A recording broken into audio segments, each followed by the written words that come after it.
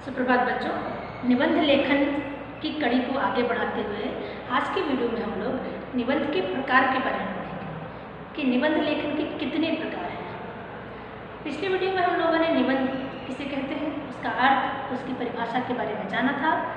आज की वीडियो में हम लोग निबंध के प्रकार के बारे में जानेंगे कि निबंध के कितने प्रकार हैं। देखिए, मैंने यहाँ निबंध लिखा है कि निबंध के 3 प्रकार हैं। हम जो निबंध लिखते हैं तो निबंध लिखते समय हमको ये जानना ज़रूरी है कि जो निबंध हम लिख रहे हैं वो किस प्रकार में आता है, किस श्रेणी में आता है। इसके लिए हम पढ़ेंगे कि निबंध के कितने प्रकार हैं, कितने भेद हैं। तो आइए देखते हैं। निबंध के 3 प्रकार हैं। 3 तरह के निबंध हम लिखते हैं और 3 तरह के इसके भेद होते हैं। सबसे पहला जो भेद है या प्रकार है वो है विचार प्रधान निबंध। सबसे पहला प्रकार है विचार प्रधान निबंध। ऐसे निबंध जिसमें हमारे मौलिक विचारों की प्रधानता हो, ऐसे निबंध जिसमें हम अपने मौलिक विचार, नए विचार रख सकें, लिख सकें, ऐसे निबंध विचार प्रधान निबंध होते हैं। इनमें एक ही विषय पर अलग अलग व्यक्ति अलग अलग विचारों को लिखता है। उससे हमें निबंध लिखने वाले के विचारों को, भावों को बहुत आसानी से समझने का मौका मिलता है। तो आइए देखते हैं कि विचार प्रधान निबंध में किस तरह के निबंध आते हैं, किस तरह के निबंध हम जब लिखेंगे तो वो विचार प्रधान निबंध की श्रेणी में आएंगे। तो ऐसे निबंध जैसे परोपकार विषय पर हम लिखते हैं तो परोपकार से संबंधित हमारे बहुत सारे विचार हो सकते हैं कि किन किन चीज़ों को हम परोपकार की श्रेणी में रखेंगे। तो ऐसे निबंध विचार प्रधान निबंध होते हैं। भारतीयता एक विषय है जिस पर निबंध लिखेंगे तो भी हमारे विचार प्रधान निबंध होंगे। धर्म पर से संबंधित सबके विचार अलग अलग होते हैं। राजनीति से संबंधित सबके विचार अलग अलग होते हैं। बहुत सारी सामाजिक समस्याएँ हैं जिनसे संबंधित लोगों के विचार अलग अलग होते हैं। तो ऐसे टॉपिक, ऐसे विषय जो धर्म से संबंधित हो, राजनीति से संबंधित हो, किसी समस्या से संबंधित हो, कोई परिस्थिति से संबंधित हो, किसी घटना से संबंधित हो, उन सब के जो विचार होते हैं हर व्यक्ति के अलग अलग होते हैं। तो वैसे विचारों को, वैसे निबंध को हम लोग विचार प्रधान निबंध कहते हैं। ठीक है।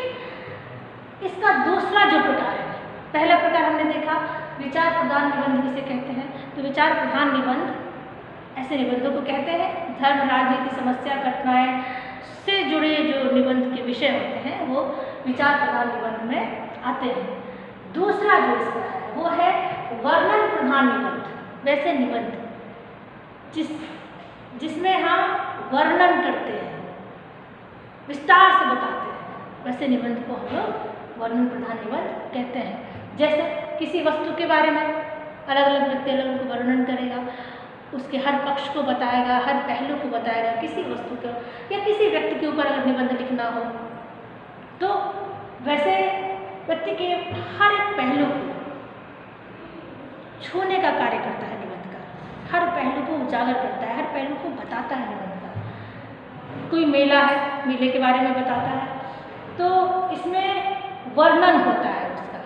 हर पहलू के बारे में बहुत सारी बातें लिखी जाती हैं, अलग अलग नज़रिए से लिखी जाती हैं, वर्णन किया जाता है। कोई प्राकृतिक दृश्य हो सकता है या कोई त्यौहार हो सकता है जिसका वर्णन किया जाता है। तो ऐसे निबंधों को हम लोग वर्णन प्रधान निबंध की श्रेणी में रखते हैं। बच्चों, तो आपको बहुत अच्छे से समझ में आ रहा होगा कि विचार प्रधान निबंध किसे कहते हैं। मौलिक विचार जिसमें हो, जिसमें वर्णन किया जाए, विस्तार से बताया जाए, वो निबंध वर्णन प्रधान निबंध होते हैं। तीसरा हमारा जो निबंध का प्रकार है वह है भाव प्रधान निबंध। भावात्मक निबंध भी इसको हम लोग कहते हैं। भाव प्रधान निबंध का क्या अर्थ है?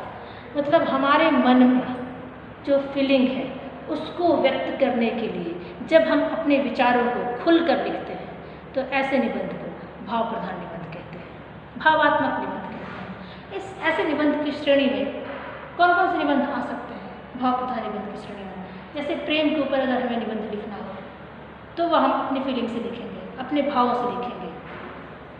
जैसे क्रोध एक विषय है, उसके ऊपर अगर निबंध लिखना हो तो उसको हम लोग वो भाव प्रधान निबंध है। मित्रता है, संस्कार है, ऐसे निबंध, ऐसे विषय, निबंध के विषय भाव प्रधान निबंध की श्रेणी में आते हैं, जिनको हम अपनी फीलिंग से लिखते हैं।